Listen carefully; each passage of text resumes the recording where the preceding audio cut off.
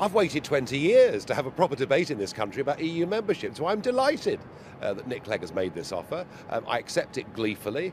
Let's get the facts in the open. Let's talk about this. I believe it'll help my side of the argument. He clearly believes it'll help his party. But actually, it isn't just Nick Clegg that represents in the European Union. The Labour and Conservatives believe in that position too. And I very much hope that now Mr Miliband and Mr Cameron will join in this debate too.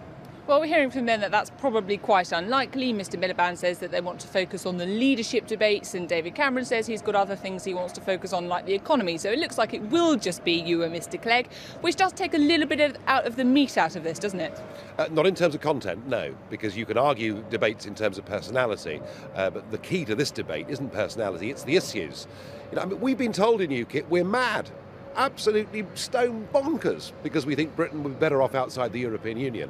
And everything's been done over the years to try and shut us down and to close the debate on the European question. Now the Deputy Prime Minister has really opened that debate up properly. In many ways, this debate will be a forerunner for the referendum that I believe will happen at some point in the next few years.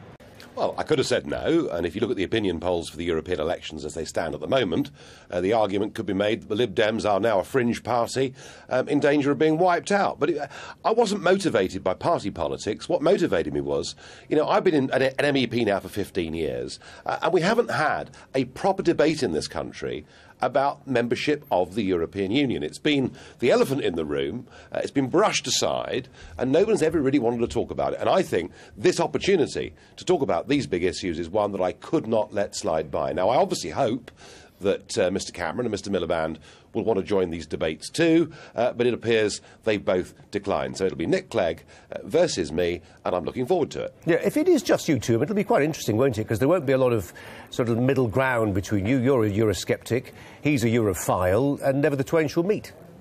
Well, to be honest with you, the Labour and Conservative parties are both Europhile too. I mean, all three of them fully support continued membership of the European Union. They're just having a debate about whether we can get some concessions out of Brussels, which I very much doubt. But the argument that I want to put, which is that we'd be better off divorcing ourselves amicably from political union, from replacing that with the kind of free trade agreement that my mum and dad thought they were voting for back in the mid-1970s, these arguments have never had a proper airing on British television. And so, I think the more people see and the more people understand about the European Union, I believe the more of them will come to my conclusion that we'd be better off out of it. Because we here work in television, we tend to obsess with the minutiae. So maybe you can help us with the mechanics of the thing. How far down the road are we in terms of agreeing the what, the where, the when, the who and the why and all that stuff? We're not. Let's be honest about it, we're not. And I know that Sky News this morning were pushing me to say, would it be on Sky? And the rival broadcasters are all asking the same question. None of that's been decided. But what I do think is important is getting the timing of this right. The European elections are on May the 22nd. Effectively, the campaign will kick off in about the middle of April, and that, I think, will be the right time to do this debate, and then for the country to have a proper, extended conversation about the European Union, about open borders, about trade. And I think it's something, actually, that far from boring the British public, people are really going to want to engage with this.